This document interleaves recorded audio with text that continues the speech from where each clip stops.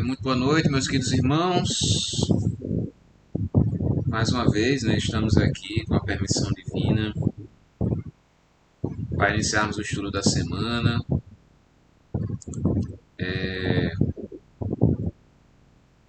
Graças a Deus, né, nos dar essa oportunidade de estarmos aqui. Hoje continuando, né, com o quinto livro quinto capítulo, né, do livro Missionários da Luz. Né? Já são 19h30, né? Então vamos iniciar com a nossa oração. Vamos fechar os nossos olhos, elevar o nosso pensamento. Obrigado, ó Pai amado, por todas as oportunidades e todas as experiências pelas quais passamos durante esse dia. Obrigado por todas as benesses que recaem do alto. Obrigado por tudo que nos cerca, pelas nossas famílias, amigos e até por aqueles que ainda não gostam de nós, porque eles são degraus para o nosso aprendizado, para aprendermos o que é tolerância, o que é indulgência, o que é benevolência. Ajuda-nos, Senhor, fortalece-nos a nossa fé, para que possamos passar por esses problemas diários, e este problema também que assola toda a humanidade, a questão da pandemia, que as pessoas tenham mais a mente voltada para as questões espirituais, que elas percebam que este mundo não é o verdadeiro mundo, mas sim um mundo espiritual. Ajuda-nos, Senhor, fortalece-nos para que não deixemos que os nossos medos sejam maiores do que a nossa fé. Perdoa-nos, pois que pecamos, por orgulho, por egoísmo, por vaidade e também por falta de caridade. Ajuda-nos, Senhor, a não mais voltar a falir. Nos dai a coragem necessária para corrigirmos as nossas faltas. Com esta prece, te pedimos permissão, ó Pai, para darmos por iniciado o estudo da noite de hoje com muita paz e com muito amor, que assim seja.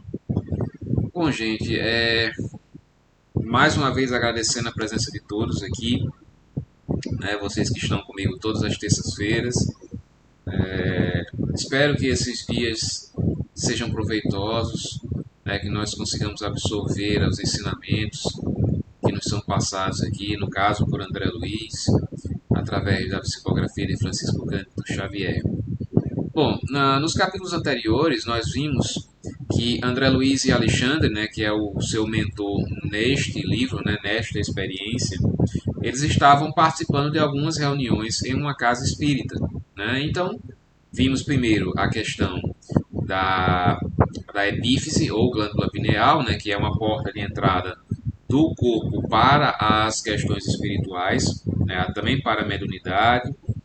Nós vimos também as questões dos vermes psíquicos ou bacilos psíquicos, que são justamente criados pelo nosso mau proceder, pelos nossos maus hábitos, né, que são uma espécie de inimigos microscópicos, né, só que de caráter espiritual, que atacam o nosso organismo causando doenças, né, tudo criado pela nossa própria mente. Nós vimos também a questão do vampirismo, que são criaturas que sugam as energias e também tem essa participação desses bacilos psíquicos, né, dessas larvas astrais, né, que sugam também energias, assim como daqueles que estão encarnados e desencarnados também, que sugam as energias dos seus semelhantes. Né? Nós vimos tudo isso na semana passada. E que também nós vimos 3 exemplos de candidatos a médiums da casa que eles simplesmente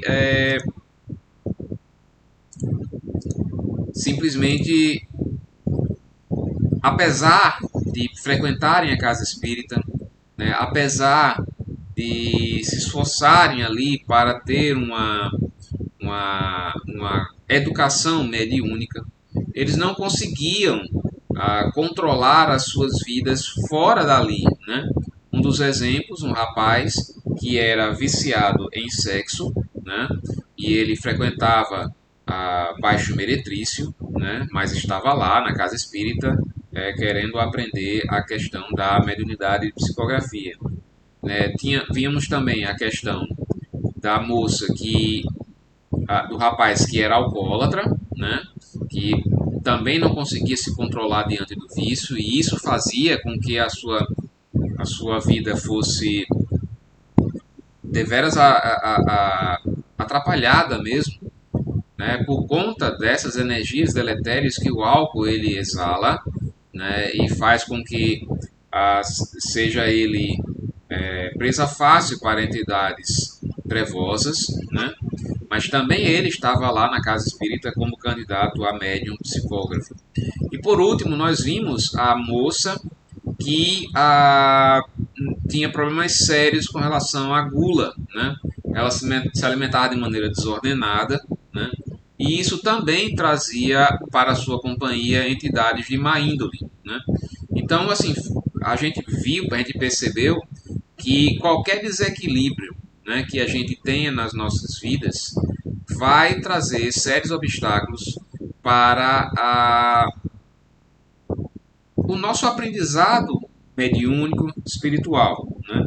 E no caso não só para o mediúnico, não só para aqueles que têm esse interesse, essa vocação para serem médiums ostensivos, mas também para qualquer aspecto das nossas vidas, né? Se você, a nossa vida ela é um todo, nós não podemos separar, por exemplo, eu separo a minha vida dentro da casa espírita e separo a minha vida fora da casa espírita. A nossa vida é uma coisa só. Se você quer buscar realmente o equilíbrio de maneira geral, tanto espiritual como físico, a sua vida dentro da casa espírita tem que ser igual à que está fora da casa espírita, né? Então, o equilíbrio deve ser a regra em todos os momentos da sua própria vida, né? Não há como você praticar determinadas coisas achando que Deus não está observando, e nem só Deus, né? Também os amigos espirituais ali que nos acompanham, né? Como o irmão agora costuma falar, às vezes fala dos estagiários, né? Eles estão observando aquilo que nós estamos fazendo no nosso dia a dia, né? Então, qual é a moral que nós teremos para, por exemplo, dialogar com um espírito, no caso de uma reunião de desobsessão, uma reunião de desenvolvimento mediúnico, se nós não mantemos a nossa vida em equilíbrio relativo, né? Porque o perfeito equilíbrio somente quando nós estivermos na categoria de espíritos puros. Mas nós temos que, pelo menos, estabelecer um certo equilíbrio relativo na nossa vida atual, né? Dentro do nosso nível espiritual. Ou seja, isso se traduz no esforço que a gente faz para afastar os maus pensamentos, para evitar as más ações, os maus hábitos, né? E esse esforço que a gente faz no nosso dia a dia conta como uma busca incessante pelo nosso equilíbrio, pela nossa reforma íntima, né? Que de maneira geral, é o nosso objetivo enquanto seres encarnados e também como espíritos, né? Como espíritos que somos. Portanto, vamos continuar aqui o capítulo 5º, chamado Influenciação, em que André Luiz dá continuidade às observações que ele está fazendo na reunião da Casa Espírita. E no caso aqui, a reunião ela já havia se encerrado, né? Então ele começa a observar aqueles acontecimentos após o encerramento da reunião. E ele inicia: para nós outros, os desencarnados, a atmosfera interior impregnava-se de elementos balsâmicos, regeneradores. Cá fora, porém, o ar pesava. Ele está se referindo especificamente ao ambiente dentro da casa espírita, onde tudo estava perfeitamente equilibrado, as energias estavam equilibradas, né? Não havia nada que pudesse tumultuar as criaturas que estavam ali. Mas do lado de fora, né, na rua, o ar era pesado, né? Entre as vibrações harmoniosas da paisagem interior, iluminadas pela oração, né? Contrastando com aquilo que estava dentro daquelas pessoas que acabaram de participar de uma reunião espírita, né? Estava a via pública, né? Que era o exterior, né? Repleta de emanações inferiores repleta de emanações inferiores. O pensamento elevado santifica a atmosfera em torno e possui propriedades elétricas que o homem comum está longe de imaginar. A rua, no entanto, é avelhantado repositório de vibrações antagônicas, em meio de sombrios materiais psíquicos e perigosas bactérias de variada procedência. Em vista de a maioria dos transeuntes lançarem em circulação incessantemente não só as colônias imensas de micróbios diversos, mas também os maus pensamentos de toda a ordem.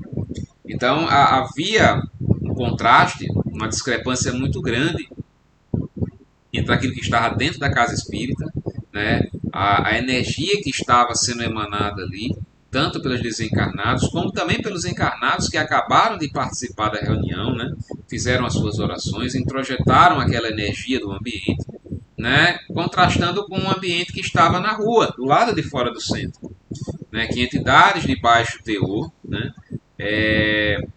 pensamentos pensamentos deletérios por parte das criaturas e que fazia com que houvesse uma proliferação desses vibriões espirituais, né, a espalhar-se pelo ambiente externo, né.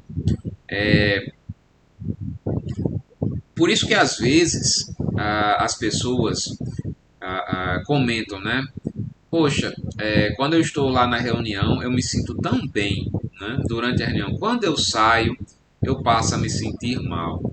Isso acontece porque a gente, apesar de ter absorvido a energia dentro da casa espírita, que foi ali emanada da reunião, né, nós não conseguimos manter essa paz interior da porta para fora, né, por conta justamente dos nossos maus hábitos, dos nossos desequilíbrios, dos nossos maus pensamentos. Começamos a nos preocupar com as coisas pequenas, começamos a, enfim, dar importância a certas coisas que não tem nenhum valor, né, para o nosso crescimento espiritual.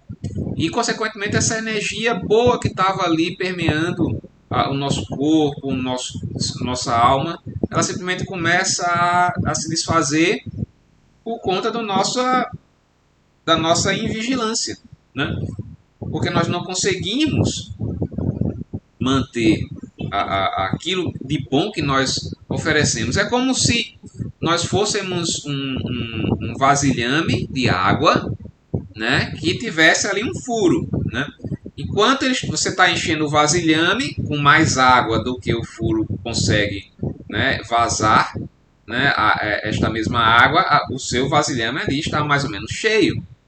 Mas a partir do momento que cessa, né, aquela água que está sendo colocada ali no vasilhame e o seu furo começa a vazar aquela água, vai chegar uma hora que ela vai diminuir, né, e vai cessar, vai acabar.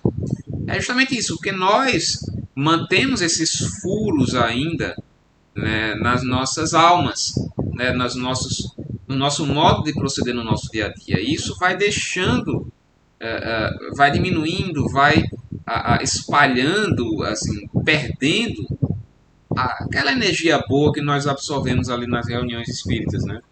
E qual é a forma que nós podemos fazer para atrapar esse furo que está ali? É uma só, o equilíbrio da nossa vida, né? É o esforço por deixar de lado os maus hábitos, né? A maledicência, né? Todas aquelas deformidades morais que nós conhecemos tão bem. Né? Quanto mais esforço nós fizermos, mais o buraquinho vai ficando menor. Né? Então, consequentemente, a gente vai se encher de luz e essa luz não será perdida. Né? Então, o que acontecia aqui era que havia uma diferença muito grande entre o nível energético dentro da casa espírita e o nível energético da rua, né, do espaço externo ao centro. Agora, prosseguiu Alexandre bem-humorado, repare na saída de nossos colaboradores terrestres. Observe a maneira pela qual voltam instintivamente aos braços das entidades ignorantes que os exploram. Olha só, estavam lá eles participando da reunião, candidatos a médiuns psicógrafos, e do lado de fora da casa espírita estavam as entidades que os acompanham, só esperando a hora da reunião terminar para ali proceder à sua simbiose, né, a voltar a se agarrar com aquelas entidades. O mal proceder, né, os maus hábitos, a forma como nós encaramos e levamos as nossas vidas fazem esse tipo de coisa, né? E ele continua, Alexandre, aqui, né? Vai para 9 anos, com algumas interrupções, que me encontro em concurso ativo nesta casa e mensalmente vejo desfilar aqui as promessas novas e os votos de serviço. Ao primeiro embate com as necessidades reais do trabalho, reduzido o número de companheiros permanece fiel à própria consciência. Nas horas calmas, grandes louvores. Nos momentos difíceis, disfarçadas deserções a pretexto de incompreensão alheia. É como eu falei lá no início. Às vezes a gente tenta equivocadamente, né, separar a nossa vida lá dentro da casa espírita, dentro do trabalho, ou ir fora, achando que não, lá eu posso fazer, é como o irmão às vezes fala, né?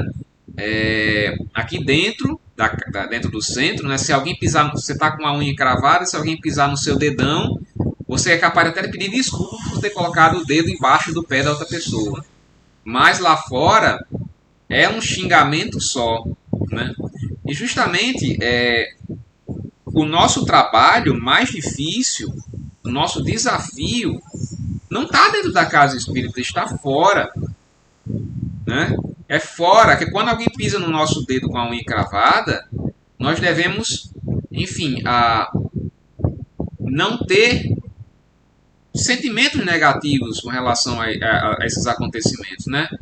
Pensar de uma outra forma, não, a pessoa está distraída, pisou sem querer, não teve nenhuma intenção, né? Tá doendo, mas enfim, são acidentes que acontecem, né? Ao invés de xingar outra pessoa, estou dando um exemplo bem rasteiro, né? Ao invés de xingar outra pessoa, você compreende que aquilo ali pode ter ocorrido de forma aleatória, simplesmente um acidente. É a mesma coisa do trânsito, né? Quantas pessoas não xingam, não são xingadas no trânsito, né? E dentro da casa espírita sai só coraçõezinhos, né, da sua própria boca, né? Então, assim, é esta hipocrisia que faz com que a gente não consiga permanecer com a luz, né, com as energias positivas que nós recebemos dentro da casa espírita. Né? Não adianta nós irmos lá toda semana para enchermos o nosso pote de água. Ele vai vazar.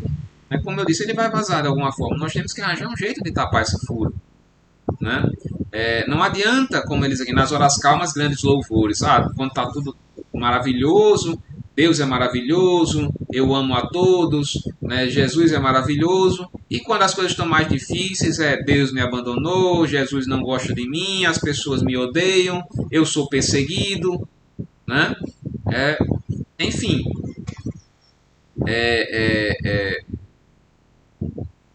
isso são características da nossa pouca evolução espiritual. Nós somos muito ainda selvajados. Nós encaramos a vida espiritual como algo muito distante, muito longe ainda da gente. Né? Mas nós estamos aqui para lutar contra isso. Né? É como uma criança que luta para aprender a ler, para aprender a fazer as primeiras continhas. Né? Nós temos que aprender a ler, a nos alfabetizarmos e a fazer as primeiras continhas nas questões espirituais, na evolução do nosso próprio espírito.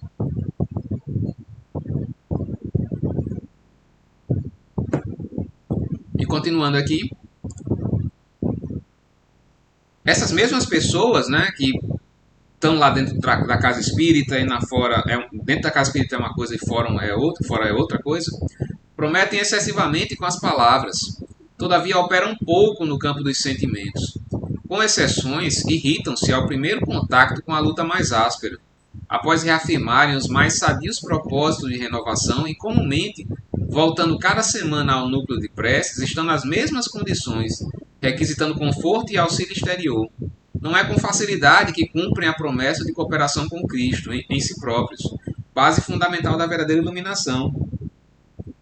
Então, assim, não adianta, às vezes, eu lembro que o irmão Henrique falou uma vez sobre, existem aqueles que acham que a casa espírita é uma farmácia, que vão lá, tomam o remédio e simplesmente vão embora, não tem mais compromisso com nada, né? Isso aí não vai trazer muitos benefícios para você. Você está tomando somente um remédio para dor de cabeça, você não está tratando a causa da dor de cabeça, né? Da cefaleia. A causa da cefaleia é algo muito mais profundo, que é muito mais difícil, exige um esforço muito maior da sua parte. Não somente tomar a aspirina, né?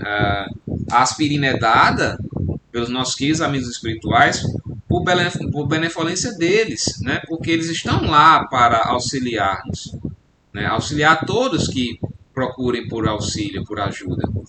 Mas não adianta, o verdadeiro remédio vai vir somente de nós, né?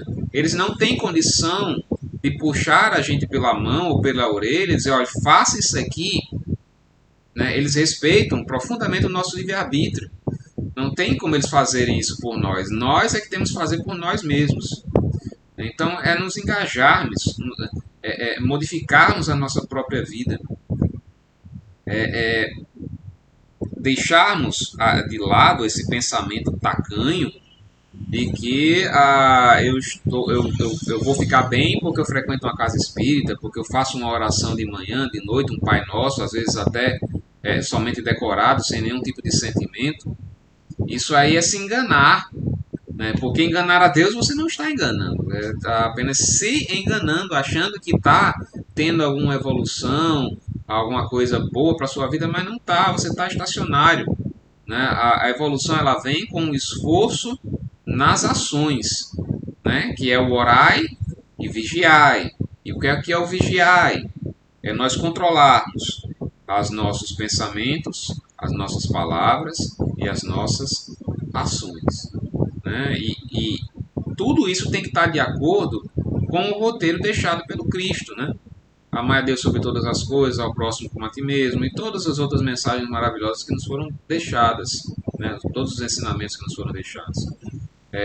Aquilo que se resume ao culto externo, ao exterior, apenas para se mostrar perante a sociedade como uma pessoa religiosa ou espiritualizada, isso não vai trazer nenhum benefício. Pode trazer benefício ali das pessoas quererem, acharem, terem você em boa conta, porque você é uma pessoa espiritualizada, religiosa, mas para o seu equilíbrio, para você mesmo, não está adiantando de nada. Cada hábito menos digno, adquirido pela alma no curso incessante dos séculos, funciona qual entidade viva no universo de sentimentos de cada um de nós, compelindo-nos às regiões perturbadas e oferecendo elementos de ligação com os infelizes que se encontram em nível inferior. Ou seja, tudo aquilo que nós cultivamos, né, nas nossas vidas, e não somente nessa vida, mas de tanto tempo, né, dos séculos que nós já encarnamos, qualquer mau hábito que esteja arraigado em nosso próprio ser, e nós, no fundo, nós temos conhecimento de quais são os nossos próprios defeitos, né? E caso a gente não lute contra essas deformidades, contra esses defeitos, nós vamos simplesmente, num círculo vicioso, atrair essas entidades de nível inferior. Elas vão se aproximar de nós como que por afinidade, né? Como aqueles três lá, os exemplos do capítulo anterior. Se você tem vício em sexo desregrado, né? Porque o sexo ele é algo divino, né? E tem que ser feito com equilíbrio. Não há nada de pecaminoso na relação sexual, não há nada disso. Vamos esquecer essas ideias que vieram de outras doutrinas ainda da Idade Média, né? Não há nada de pecaminoso ou de desequilíbrio na questão da relação sexual. O que há é quando se extrapola os limites, né? E esses limites a gente sabe que é justamente a questão do, no caso aqui, por exemplo, o rapaz frequentava locais de prostituição, né? Onde ali praticamente naqueles locais só basicamente existem entidades trevosas, né? Então assim, a outra questão do álcool em exagero, né? Que André Luiz também faz a ressalva de que a bebida alcoólica tomada como um aperitivo não traz malefícios, né? O que traz malefícios é o exagero, é o alcoolismo, é aquela coisa de que você só consegue se divertir com um copo na mão, um copo de bebida na mão. Isso também atrai entidades de baixo nível. E no caso da outra moça, a questão da gula, da comida desregrada, trazendo diversos prejuízos para o seu vaso orgânico, né, para o seu corpo físico. Né, isso também faz com que essas entidades se aproximem de nós. Né? Então, assim, isso, quando está muito arraigado dentro de nós, essas entidades vão se aproximar de uma forma ou de outra. E o que nós podemos fazer para remediar isso é modificarmos esses maus hábitos. Acompanhemos o grupo onde se encontra o nosso irmão mais fortemente atacado pelas inquietações do sexo. Em companhia da mãe e da irmã, o rapaz voltava para casa. Três entidades de sombrio aspecto, absolutamente cegas para com a nossa presença, ou seja, só abrindo um parêntese aqui, as vibrações espirituais inferiores não conseguem captar as vibrações superiores. Então, os espíritos numa vibração mais elevada, eles conseguem enxergar e perceber os espíritos de vibração menos elevada, mas o contrário, ele não acontece. Então, por isso que André Luiz e Alexandre estavam observando essas três entidades aqui, mas essas três entidades não conseguiam enxergar André Luiz e Alexandre. Né? Três entidades de sombrio aspecto, absolutamente cegas para com a nossa presença, em vista do baixo padrão vibratório de suas percepções, acercaram-se, né, do rapaz, da mãe e da irmã que voltavam para casa. Embaciou-se-lhe a claridade mental e duas rugas de aflição e desalento vincaram-lhe as faces, que perderam aquele halo de alegria luminosa e confiante. Então, saíram do grupo o rapaz, que tem problemas sexuais, a mãe dele e a irmã. No caso aqui, uma das entidades ficou ao lado da mãe, e essa entidade era o seu marido já desencarnado, né, que em vida tão somente não tinha construído nada de bom, espiritualmente falando, para a sua vida. Né? Então ele estava ali como que a acompanhar a mãe como uma forma de possessividade, de não conseguir se desfazer, né, daquela vida que ele tinha antes. Então ele ficava ali. Até a mãe, nessa hora, ela reclama que, olha, eu estava tão bem lá dentro do centro e aqui fora eu estou tão mal. Porque justamente ela, apesar de tentar buscar a sua melhoria dentro da casa espírita, fora também não tinha muitos cuidados, né? Isso fazia com que os filhos do seu marido conseguissem perturbá-la, né? Aí dessas três entidades, as outras duas se acercaram do rapaz que tinha problemas com o sexo, né? A irmã dele não. A irmã dele ficou ali ao lado. As entidades atacaram tão somente, no caso se aproximaram, né? Acercaram tão somente o rapaz e a sua mãe, né? E no momento em que essas entidades se aproximaram dele, é dito aqui que até a face dele, a visão, o seu semblante se modificou, né? Enquanto ele estava com um ar sereno, um ar mais tranquilo dentro da casa espírita, assim que saiu, seu semblante modificou-se profundamente. Sem perda de tempo, Alexandre colocou a destra na fronte da menina, mantendo-a sob vigoroso influxo magnético e transmitindo-lhe suas ideias generosas. Né? Aí, a menina, por intuição, começou a é, começou a falar com o irmão, né? Porque o irmão falava, reclamava que também não se sentia bem. Depois a mãe falou, né, que não se sentia bem quando saía do centro. O rapaz também começou a reclamar, dizendo que mesmo buscando o seu desenvolvimento mediúnico, mas não conseguia e já estava perdendo as esperanças, né? E Alexandre aproveitou o momento para intuir a menina para dizer algumas coisas para ele, para o rapaz e para a mãe. Né? Ela começou a falar: a reação educativa contra o mal é sempre um dever nosso, mas antes de cogitar de um desenvolvimento psíquico, que seria talvez prematuro, devemos procurar a elevação de nossas ideias e sentimentos, ou seja, antes de nós querermos ser médiums ostensivos ou trabalhadores da casa espírita, nós temos que, primeiramente, nos educar, procurar elevarmos o nosso espírito. Né? É como se fosse um desafio prévio. Né? Você tem que equilibrar a sua vida para poder conseguir fazer algo a mais dentro da casa espírita, né? Dentro da questão da mediunidade. Né? Não poderíamos contar com uma boa mediunidade sem a consolidação dos nossos bons propósitos. Né? Então a mediunidade ela só pode ser boa se nós tivermos bons propósitos. Né? E para sermos úteis nos reinos do Espírito, cabe-nos aprender, em primeiro lugar, a viver espiritualmente, embora estejamos ainda na carne. Né? É aquela coisa. Como eu falei lá no início, nós não podemos separar a nossa própria vida em setores. A nossa vida é uma coisa só. Né? Então nós temos, em todos os momentos da nossa própria vida, procurarmos aplicar os ensinamentos espirituais, né? Os ensinamentos do Cristo, a moral do Cristo, em nossa vida como um todo. Né? Não adianta nós estarmos na casa espírita querendo ser trabalhadores, querendo ser médiuns, e às vezes tem casas espíritas que existem cursos de mediunidade e tudo, e a pessoa está lá, mas não tem um bom propósito, né? Não tem um compromisso, digamos assim, com o equilíbrio da sua própria vida. Né? Antes de nós queremos passar para um degrau mais alto, nós temos que subir os primeiros. Né?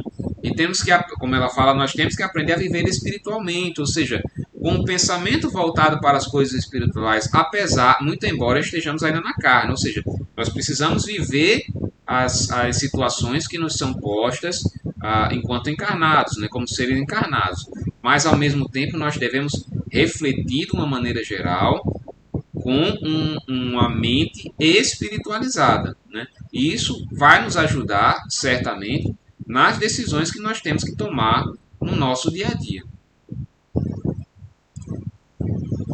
Os dois infelizes que se apegam tão fortemente ao rapaz são dois companheiros, ignorantes e perturbados que ele adquiriu em contato com o meretrício. O pobrezinho não se apercebeu dos perigos que o defrontavam e tornou-se presa inconsciente de afeiçoados que lhe são invisíveis, tão fracos e viciados quanto ele próprio. Diferentemente da mãe, cujo espírito que a acompanhava era o seu ex-marido, né, que a perturbava, o seu marido desencarnado, né, que a perturbava, esses dois que acompanhavam o rapaz simplesmente se aproximaram dele lá dentro da casa de prostituição. E isso é muito comum de acontecer, né? Esses espíritos não têm nenhuma ligação mais forte com ele, assim, de ódio, de qualquer tipo de desejo de vingança com ele. O que tem é que eles viram, aquele rapaz ali, ele tem determinado padrão vibratório, nós vamos nos aproximar dele porque nós somos temos afinidade com aquilo que ele faz ali nas suas horas vagas, né? Quando ele frequenta ali a casa de prostituição. Então vamos estar lá, vamos ficar lá junto com ele, né? E era um apego muito forte, né?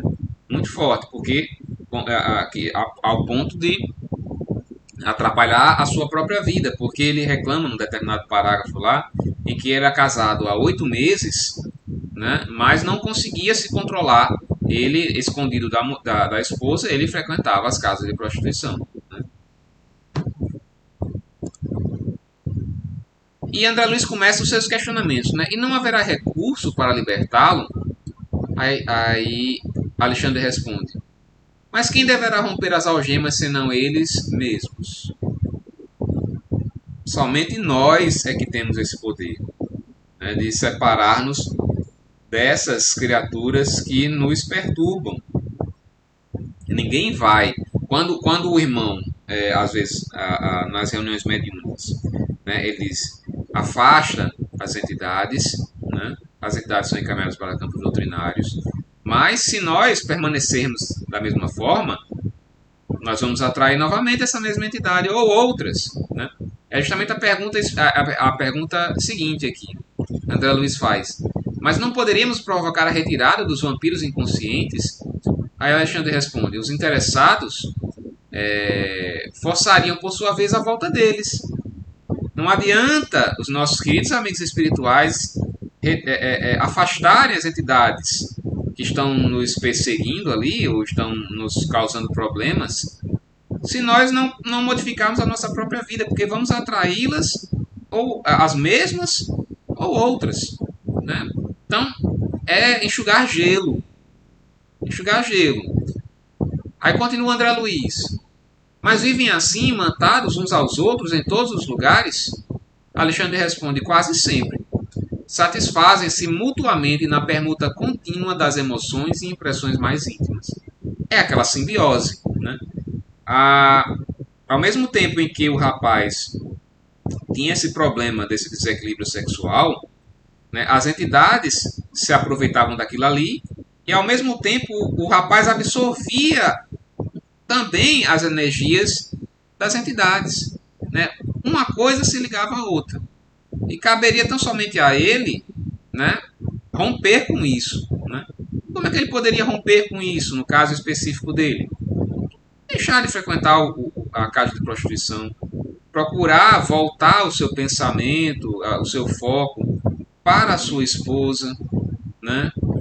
Para a sua família, né? Procurar bons hábitos, né? Procurar realizar boas obras.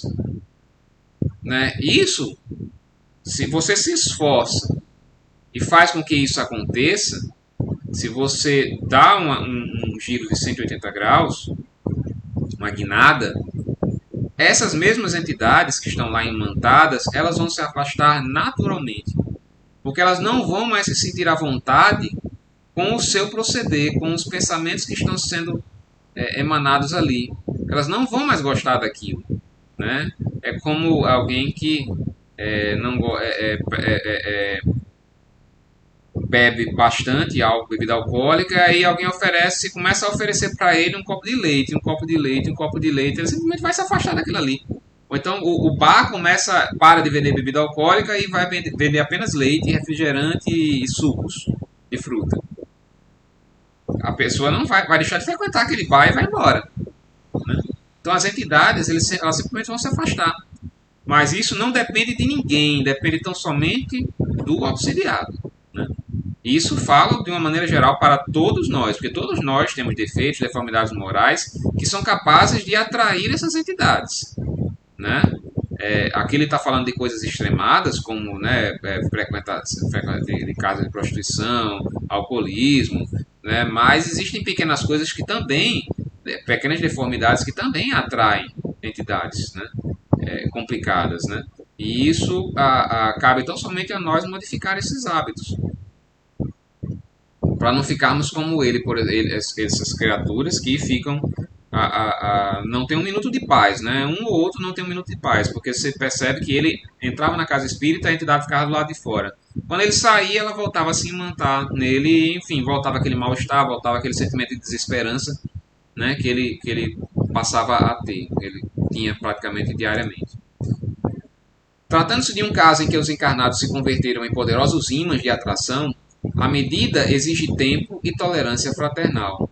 Temos grande número de trabalhadores consagrados a esse mistério em nosso plano e aguardamos que a semeadura dos ensinamentos dê seus frutos, ou seja, as entidades amigas, né, os nossos queridos espíritos amigos, eles vão ali fazendo um trabalho de formiguinha, ensinando, doutrinando, como a palestra do irmão Gorá, toda quinta-feira ele está lá falando, né, sobre aquelas coisas, que é para justamente para que ele consiga introjetar essas coisas na nossa mente, para que nós consigamos aplicá-las na prática, né? Então, o bem ele é paciente, ele é calmo, ele é sereno, ele vai plantando as sementinhas e esperando que elas germinem. De qualquer modo, esteja convicto de que toda a assistência tem sido prestada aos amigos sob nossa observação. Se ainda não avançaram todos eles no terreno da espiritualidade elevada, isto só se verifica em razão da fraqueza e da ignorância que vivem voluntariamente escravizados. Colhem o que semeiam. Então, assim, a ajuda é oferecida diariamente, 24 horas por dia. Cabe a nós regarmos essa semente que nos é dada. Assim, e se nós não conseguimos fazer com que essa planta floresça, é por nossa própria culpa. Não é culpa dos amigos que tentam nos auxiliar. O auxílio está lá, a mão está estendida. Cabe a nós segurarmos essa mão. Como a gente vê muito na literatura espírita, nos Obreiros da Vida Eterna, tem um questionamento parecido de André Luiz, em que eles visitam umas zonas trevosas e veem determinadas criaturas lá sofrendo várias torturas por conta de algozes lá, de outras entidades de um nível mais inferior, no sentido do mal em si, né? E aí ele pergunta, mas por que nós não tiramos essas pessoas daí, né? Porque, enfim, temos que... Aí o mentor dele, naquele momento, responde, não, porque a gente tem que esperar que haja um certo despertar dessas criaturas. Nós não podemos simplesmente arrancá-las à força de lá, né? Porque se elas não quiserem, elas não vão sair. Se a gente tirar a força, elas vão querer voltar. Então, nós colhemos aquilo que semeamos. O Espiritismo é nosso manancial de consolo, mas não podemos esquecer que temos na doutrina a bendita escola de preparação. Se permanecermos arraigados às exigências do conforto, talvez venhamos a olvidar as obrigações do trabalho. Creio que os instrutores da verdade espiritual desejam, antes de tudo, a nossa renovação íntima para a vida superior. Se apenas buscamos consolação sem adquirir fortaleza, não passaremos de crianças espirituais. Ou seja, se nós frequentamos a casa espírita tão somente buscando a aspirina, né, nós não vamos sair daquilo ali. Né? Nós estamos apenas buscando um paliativo para nossas dores. Nós não estamos tratando a causa da dor, que é justamente a nossa própria selvageria e pouca evolução espiritual, que é a causa do nosso sofrimento. Né? Então temos que trabalhar a causa do nosso sofrimento. E nós conseguimos através da nossa reforma íntima. Né? O intercâmbio do pensamento é movimento livre no universo. Desencarnados e encarnados, em todos os setores da atividade terrestre, vivem na mais ampla permuta de ideias. Cada mente é um verdadeiro mundo de emissão e recepção, e cada qual atrai os que lhe assemelham. Os tristes agradam os tristes. Os ignorantes se reúnem. Os criminosos comungam da mesma esfera. Os bons estabelecem laços recíprocos de trabalho e realização. De que lado nós queremos estar? Do lado dos tristes, dos ignorantes, dos criminosos, porque crimes não são só aqueles que estão no Código Penal, existem crimes também espirituais, crimes aos olhos de Deus, que não estão escritos na lei dos homens. Será que nós desejamos fazer parte desse grupo, dos tristes, dos ignorantes, dos criminosos? Ou nós desejamos fazer parte dos bons que estabelecem laços recíprocos de trabalho e realização? Cabe a cada um de nós decidir qual caminho irá tomar. Porque não há privilegiado na criação. Existem sim os trabalhadores fiéis, compensados com justiça, seja onde for. Porque Deus é soberanamente bom, mas também soberanamente justo. Bom, gente, era isso que eu tinha a falar para vocês. Agradeço mais uma vez a atenção de todos. Obrigado pela paciência. Espero que tenha sido suficientemente claro. Repetindo que eu estou à disposição de todos vocês para quaisquer esclarecimentos sobre o tópico de hoje ou sobre qualquer coisa que queiram perguntar no Espiritismo. Eu não sou um expert em doutrina espírita, eu estou longe de ser disso, eu sou apenas um curioso.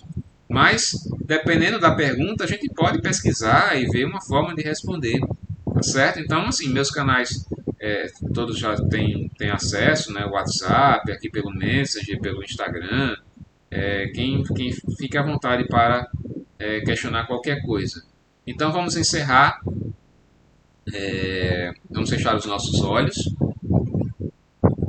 e dizer assim: Pai nosso que estais nos céus, santificado seja o vosso nome. Venha a nós o vosso reino.